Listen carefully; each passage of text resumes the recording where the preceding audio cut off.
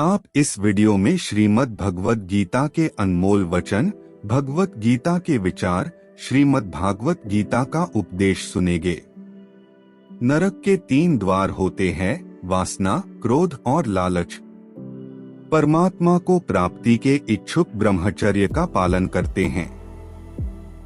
एक ज्ञानवान व्यक्ति कभी भी कामुक सुख में आनंद नहीं लेता। कोई भी इंसान जन्म से नहीं बल्कि अपने कर्मों से महान बनता है। प्रबुद्ध व्यक्ति के लिए गंदगी का ढेर, पत्थर और सोना सभी समान हैं।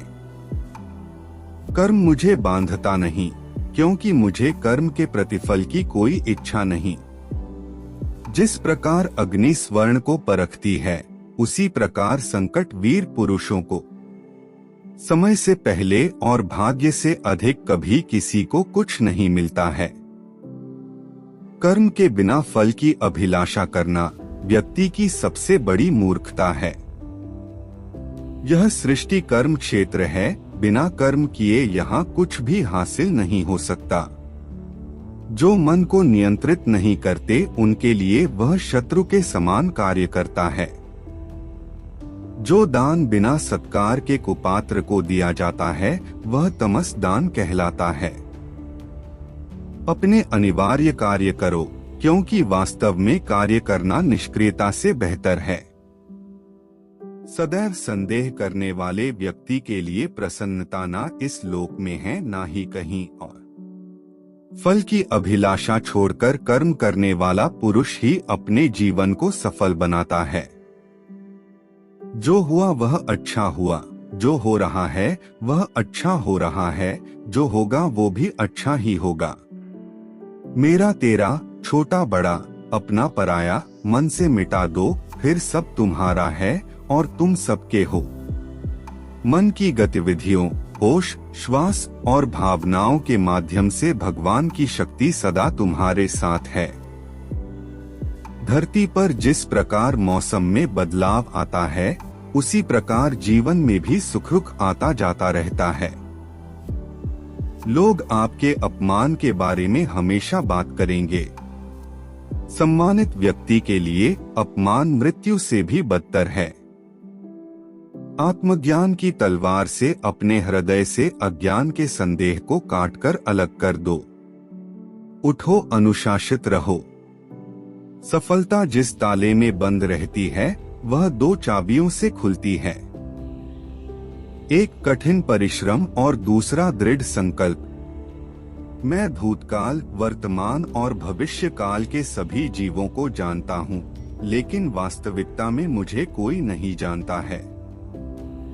जो दान कर्तव्य समझकर बिना किसी संकोच के किसी जरूरतमंद व्यक्ति को दिया जाए, वह सात्विक माना जाता है। जो पुरुष सुख तथा दुख में विचलित नहीं होता और इन दोनों में संभाव रहता है, वह निश्चित रूप से मुक्ति के योग्य है। कर्म वह फसल है जिसे इंसान को हर हाल में काटना ही पड़ता है, इसलिए हमेशा अच्छे बीज बोए ताकि फसल अच्छी हो। जो लोग भक्ति में श्रद्धा नहीं रखते, वे मुझे पा नहीं सकते। आथ वे इस दुनिया में जन्म मृत्यु के रास्ते पर वापस आते रहते हैं। मैं धरती की मधुर सुगंध हूँ, मैं अग्नि की ऊष्मा हूँ, सभी जीवित प्राणियों का जीवन और सन्यासियों का आत्मसंयम भी मैं ही हूँ। वह जो सभी इच्छाएं त्याग देता है और मैं और मेरा की लालसा और भावना से मुक्त हो जाता है, उसे शांति प्राप्त होती है। मेरे लिए ना कोई घृणित है ना प्रिय, किंतु जो व्यक्ति भक्ति के साथ मेरी पूजा करते हैं, वो मेरे साथ हैं और मैं भी उनके साथ हूँ।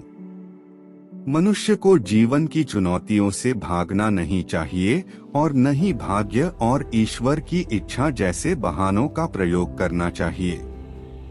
मनुष्य को परिणाम की चिंता किए बिना, लोभ लालच बिना एवं निस्वार्थ और निष्पक्ष होकर अपने कर्तव्यों का पालन करना चाहिए। जिस तरह प्रकाश की ज्योति अंधेरे में चमकती है, ठीक उसी प्रकार सत्य भी चमकता है।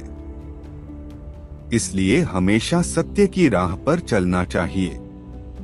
जिस मनुष्य के अंदर ज्ञान की कमी और ईश्वर में श्रद्धा नहीं होती, वो मनुष्य जीवन में कभी भी आनंद और सफलता को प्राप्त नहीं कर पाता। जब जब इस धरती पर पाप, अहंकार और अधर्म बढ़ेगा, तो उसका विनाश कर धर्म की पुनः स्थापना करने हेतु मैं अवश्य अवतार लेता रहूंगा।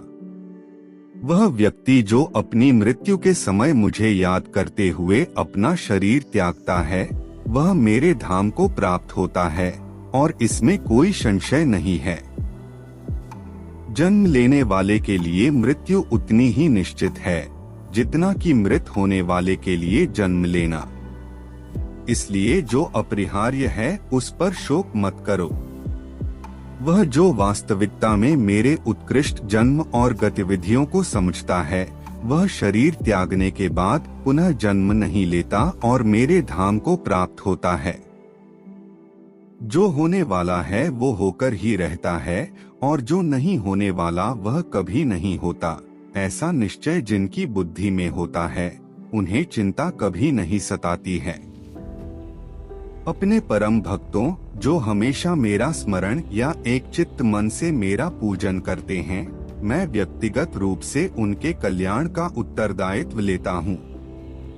जो कोई भी व्यक्ति जिस किसी भी देवता की पूजा विश्वास के साथ करने की इच्छा रखता है, मैं उस व्यक्ति का विश्वास उसी देवता में दृढ़ कर देता हूँ।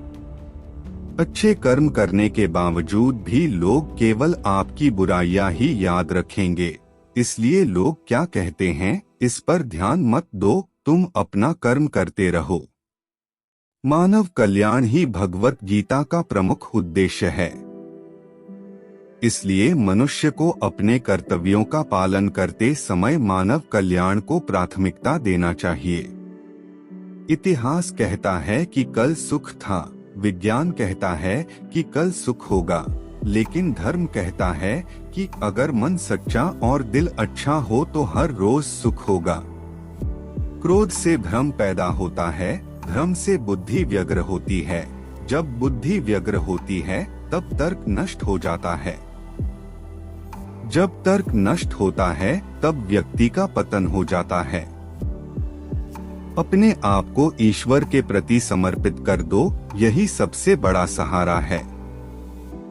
जो कोई भी इस सहारे को पहचान गया है, वह डर, चिंता और दुखों से आजाद रहता है।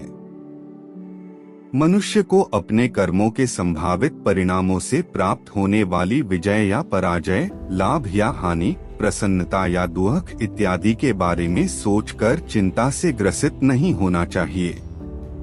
तुम क्यों व्यर्थ में चिंता करते हो? तुम क्यों भयभीत होते हो? कौन तुम्हें मार सकता है? आत्मा न कभी जन्म लेती है और न ही इसे कोई मार सकता है। ये ही जीवन का अंतिम सत्य है। जिसने मन को जीत लिया है, उसने पहले ही परमात्मा को प्राप्त कर लिया है, क्योंकि उसने शांति प्राप्त कर ली है। ऐसे मनुष्य के लिए सुख दुख, सर्दी गर्मी और मान अपमान एक से है। श्रेष्ठ पुरुष को सदैव अपने पद और गरिमा के अनुरूप कार्य करने चाहिए, क्योंकि श्रेष्ठ पुरुष जैसा व्यवहार करेंगे तो इन्हीं आदर्शों के अनुरूप सामान्य पुरुष भी वैसा ही व्यवहार करेंगे। जिसने मन को जीत लिया है, उसने पहले ही परमात्मा को प्राप्त कर लिया है, क्योंकि उसने शांति प्राप्त कर ली है। ऐसे मनुष्य के लिए सुख दुख, सर्दी गर्मी और मान अपमान एक से है। न तो यह शरीर तुम्हारा है और न ही तुम इस शरीर के मालिक हो। यह शरीर 5 तत्वों से बना है, आग, जल, वायु, पृथ्वी और आकाश। एक दिन यह शरीर इन्हीं 5 तत्वों में विलीन हो जाएगा। मनुष्य का मन इंद्रियों के चक्रव्यूह के कारण भ्रमित रहता है। जो वासना, लालच, आलस्य जैसी बुरी आदतों से ग्रसित हो जाता है। इसलिए मनुष्य का अपने मन एवं आत्मा पर पूर्ण नियंत्रण होना चाहिए। मनुष्य को अपने धर्म के अनुसार कर्म करना चाहिए। जैसे विद्यार्थी का धर्म विद्या प्राप्त करना, सैनिक का धर्म देश की रक्षा करना आदि। जिस मानव का जो कर्तव्य है उसे वह कर्तव्य पूर्ण करना चाहिए। मैं सभी प्राणियों को एक समान रूप से देखता हूँ। मेरे लिए ना कोई कम प्रिय है ना ही ज्यादा। लेकिन जो मनुष्य मेरी प्रेम पूर्वक आराधना करते हैं वो मेरे भीतर रहते हैं और मैं उनके जीवन में आता हूँ। तुम्हारा क्या गया जो तुम रोते हो? तुम क्या लाए थे जो तुमने खो दिया? तुमने क्या पैदा किया था जो नष्ट हो गया? तुमने जो लिया यहीं से लिया, जो दिया यहीं पर दिया। जो आज तुम्हारा है कल किसी और का होगा, क्योंकि परिवर्तन ही संसार का नियम है। जो मनुष्य जिस प्रकार से ईश्वर का स्मरण करता है उसी के अनुसार ईश्वर उसे फल देते हैं। कंस ने श्री कृष्ण को सदैव मृत्यु के लिए स्मरण किया तो श्री कृष्ण ने भी कंस को मृत्यु प्रदान की।